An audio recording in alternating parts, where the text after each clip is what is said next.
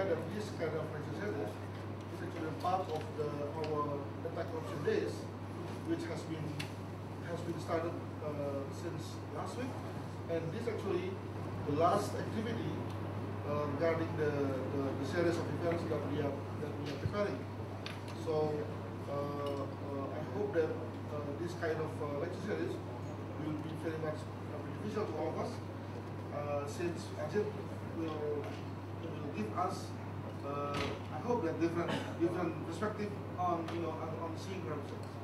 Ajit himself is actually former officer, former police officer, and turns to be lawyer in India, and then he took a master degree in law in Harvard University. So you will see somebody with practicality as well as academic point of view. Can I say that? So Ajit will speak for about 20 minutes, and then we continue with question and answer sessions. And I really hope that you students may say something, may ask something to him, because this is actually a very valuable moment. As probably next time it will be very difficult for us to invite Ajit in this kind of same occasions. So Ajit, would you please take your time with you, and then deliver as much as you. Professor Adrianus Miliana, Madam from the Faculty of Social Sciences, students from the University of Indonesia, greetings from the United Nations Office on Drugs and Crime on the occasion of the International Day Against Corruption that was celebrated yesterday, and also for the whole of last week in this campus. Today, as you know, it's also the International Human Rights Day, wherein we celebrate the anniversary of the Universal Declaration of Human Rights. This year it is the 60th anniversary of the Universal Declaration of Human Rights. I'm sure the day will not be far when people around the world will demand a corruption-free environment as a fundamental human right. We may also be fortunate to live in our own lifetime in a world with minimum corruption, provided we all try for it.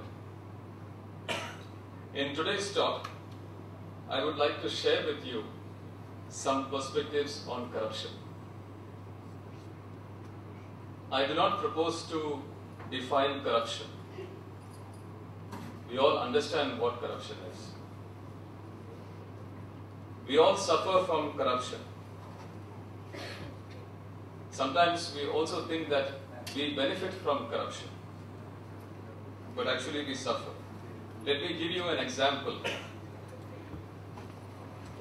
If we are caught by the traffic police in Jakarta, we are happy to offer the traffic cop 30,000 or maximum 50,000 rupiah.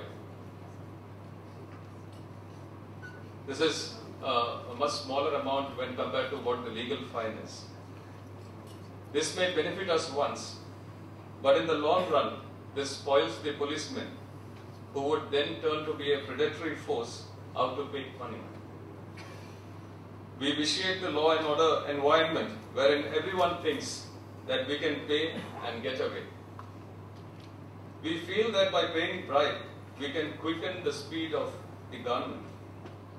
However, the net result is that corruption slows down the wheel of administration. Corruption is a cultural issue, a political issue, ethical issue, and primarily an economic issue. I would now like to elaborate on this proposition by talking about three main areas. I would like to talk about the culture of corruption, culture and corruption, the economics of corruption, and also creating the environment for good governance to fight corruption. The first area that I wish to talk is culture and corruption.